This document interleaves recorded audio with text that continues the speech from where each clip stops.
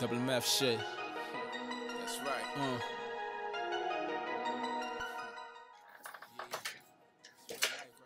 Welcome back to Highlights Podcast with your host, Mike Spivey. Every so often, there's a highlight in the political world. This speaks directly to why I got involved in this movement for legalization of cannabis, marijuana, hemp, weed, however you want to look at it. I came across a clip of gubernatorial candidate Cynthia Nixon. Yeah, Sex in the City, Cynthia Nixon. I almost want to initialize that as a pit bull in a skirt. But every so often, once in the bluest moon, somebody comes out and says something that resonates. Check out what she had to say about legalization, marijuana, and the disproportionate incarceration of minorities, mainly Black and Hispanics, and feel the implications of what she's actually saying. Like, yo, this shit is deep. And this is why I got involved with this movement. I mentioned earlier on that I met, at the time, the normal chair, the head of normal. His name was Alan St. Pierre. And I asked a simple question: how could I get involved with this movement? You know, what would be a good angle? What he said to me was, he was like, Blacks and Latinos are desperately misrepresented in this movement, and they're the ones that are most affected in the judicial system by the illegal aspects of cannabis. So let's roll to the clip, check it out, see what Cynthia Nixon says, the little pit bull in the skirt who's getting it in on the legalization, but really realize the depth of what she's saying. Roll 'em.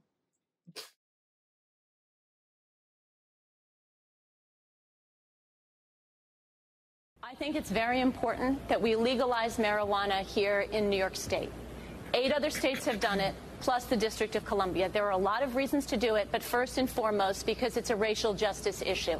Because people across all ethnic and racial lines use marijuana at roughly the same rates, but the arrests for marijuana are 80% Black and Latino.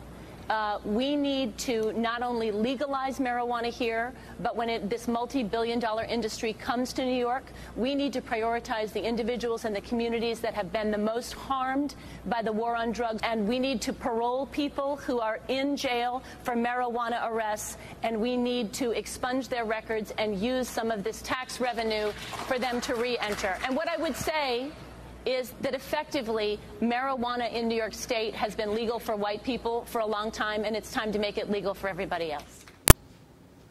Wow. Wow. Check this out.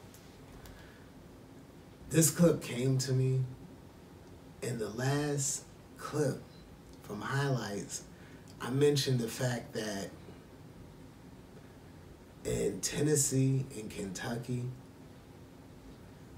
the sharecroppers that worked the land were able to buy their freedom based on the overage quota of hemp that they had. Meanwhile, in current events, in current days, Blacks and Hispanics are disproportionately incarcerated, or there are marks put on their records due to marijuana. And it's illegality. So there's something kind of fucked up going on in the judicial system. Like, yeah, I generally don't curse, but I can't hide who the fuck I am and how I feel. So this is a real moment for me, and this is part of the reason why I chose to be a part of this movement. And one of the first things she said was gubernatorial candidate Cynthia Nixon, Sex and the City, Pitbull in a skirt. She said it's a racial injustice issue. Truly a racial injustice issue.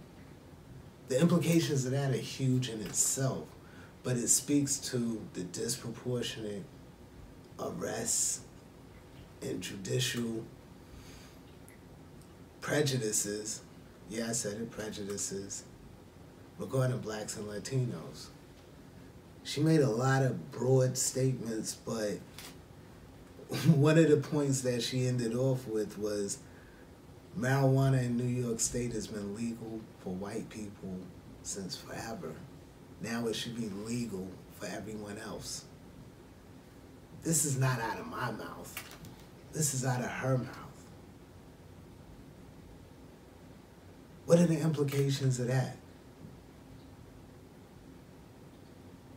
That disproportionately, white folks have, in the state of New York, have not been vilified by marijuana. Super deep statement. Although I live in North Carolina and I travel a lot of different places, I'm from Brooklyn, New York. This resonates with me. You could get caught with a dime bag and go to jail, a gram. At least at that time. I'm not aware of what's going down on the streets right now, and actually go to jail for a dime, a gram. She made some real powerful statements as a gubernatorial candidate. The fact that it needed to be legalized to kind of correct some of this. She also said that people who are currently in jail for these offenses should be put on parole. Their criminal history should be expunged. Tax revenue from the legalization of marijuana in New York State should help these people assimilate back into life, into the mainstream culture of what's going on today. Huge implications. Like I said in the very beginning, once in a while, in the bluest moon, somebody comes out and speaks a real truth.